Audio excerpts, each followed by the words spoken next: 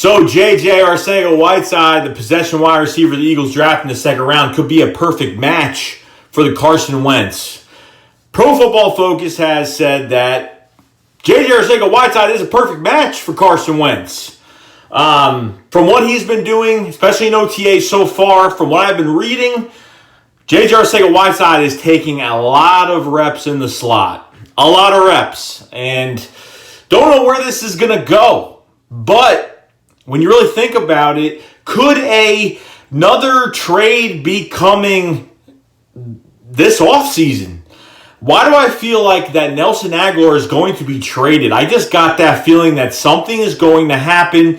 J.J. Arcega-Whiteside, if he shows up in preseason easily to where like they throw him the ball and he's just wreaking havoc on the field, that there is a chance Nelson Agholor could be traded.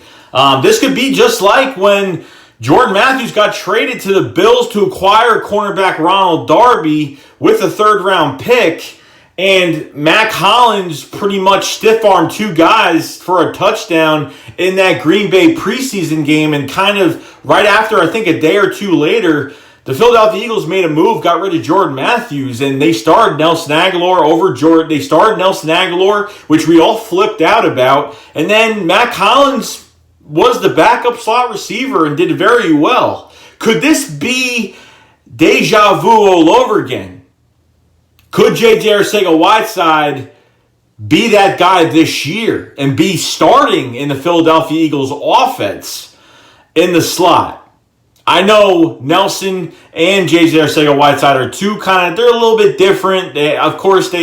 One has more size, more catchability, and I think Nelson just has a little bit more explosiveness, but I have to say that both guys are pretty damn explosive, especially J.J. Arcega-Whiteside with his size. So this is why PFF has J.J. Arcega-Whiteside as the perfect match. I just want to read some of the stuff that they said, why it would be the perfect match for Carson Wentz. Ability to high point the football, also dominating over defensive backs at the catch point. He made 11 contested catches on go routes last year, turned 39 targets into 14 explosive plays of 15 or more yards. All 20 of his go routes receptions either moved to change 8 or scored 6 points. This is arguably one of the more perfect matches made in heaven, as Carson Wentz has been downright tremendous on go routes in his short career. Just last year alone, threw 6 big-time throws and despite 3 drop passes, completed 12 go routes for 271 yards, 2 scores. Arcega-Whiteside's ability to go routes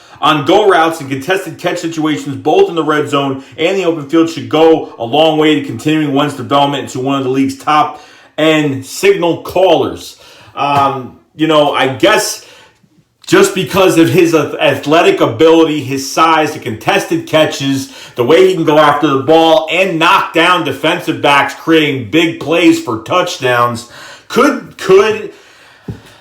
the future is definitely set for J.J. Arcega-Whiteside. The future is set because he will take Alshon Jeffrey's spot. Once Alshon Jeffrey leaves in a few years, he will take his spot, and J.J. Arcega-Whiteside will be that new outside intermediate possession receiver that we need. That's a lot younger, of course. So I just feel like deja vu is going to happen all over again. If J.J. Arcega-Whiteside shows in preseason that he is going to be unstoppable, if he's just say Arcega-Whiteside is in with the second, third string, if he dominates on, hopefully the ball gets to him. I think we have a pretty good quarterback group this year to throw them the ball. The Matt McGloins of the damn world. The guy couldn't even throw a football. Hopefully we have those quarterbacks in place now that, especially Nate Sudfeld has a lot of reps, has a lot of starting, has a good amount of starting experience now. Not too much, but has been in games if he had to. And then, you know what? J.J. Arcega-Whiteside gets his chance to showcase his ability.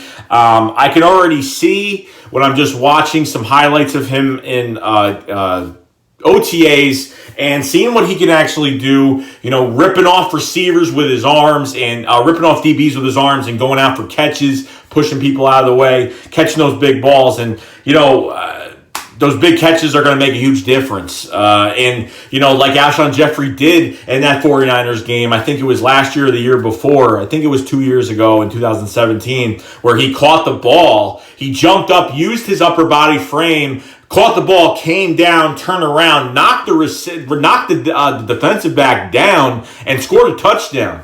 I think with J.J. Arcega-Whiteside, he's got more explosiveness than Alshon Jeffrey, and honestly, I think he can do a lot more than Alshon Jeffrey. I just think, I think he brings more explosiveness than Alshon Jeffrey does. I think he just has that good first quick step to gang past receivers, finding empty spots in the field, catching those balls, but he doesn't need to find empty spots in the field. Just like when you throw to Alshon Jeffrey, every pass is always a catchable ball for Alshon Jeffrey. So you really can't complain, but I was talking to Desert Eagle 90, I think 2 days ago about it, and we were like, we got a feeling that Nelson Agholor might get traded if J.J. Arcega-Whiteside shows up. And this could happen. It honestly could happen. Don't be surprised, guys, if Agholor gets traded for some some nice compensation, at least a good mid-draft pick. God forbid some receivers get hurt in the league, and a lot of teams are needy at that point because guys get hurt during preseason, guys get hurt during training camp before they play a preseason game, so you never really know. But I'm glad that Pro Football Focus, which I don't really go too much on Pro Football Focus, but it's not just the negative things, but it is the positive things as well. But I kind of agree with this, and J.J. Arcega-Whiteside could be one of the best possession receivers in the league. He's got a lot of great attributes. It's what makes him a great player is just his concentration on catching those 50-50 balls and just how athletic and explosive he is for his size. And the Eagles might have got a steal. I know Eagles fans were like, man, DK Metcalf was there. And I understand that. But at the same time, the Eagles had this guy on the board. They didn't have DK Metcalf on the board. Maybe they did later, but this guy was on the board before DK Metcalf. I don't think the Eagles made a bad pick, but we're going to find out.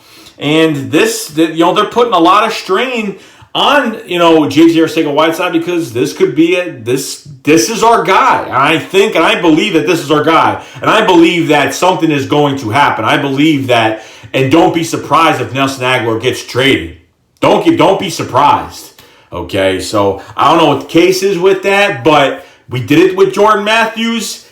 We traded Jordan Matthews, and all of us were pissed because Nelson Agholor was going to be the starting slot receiver, and we were pissed off. And look how that turned out. I take back all the words I said about Nelson Agholor, but you know what?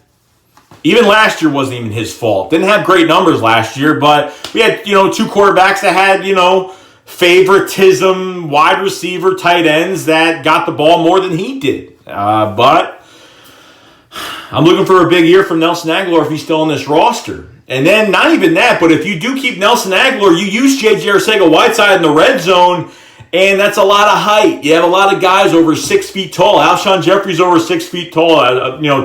Dallas Goedert. I think Zach Ertz is as well. You have a lot of height with some speed mixed in combination in the red zone, plus the running backs, plus everything else. You really can't be bad in the red zone this year with having a guy like this. So look for him switching out into the slot in the red zone, having Ertz, having J.J. Arcega-Whiteside, having Jeffrey, having Jordan Howard in the backfield ready to pummel if he has to do a little read option. Carson Wentz does a little read option pass, read option, handoff, whatever. That could happen. So let me know what you guys think about this. I will see you guys later. Shake Squad up, Files Fly.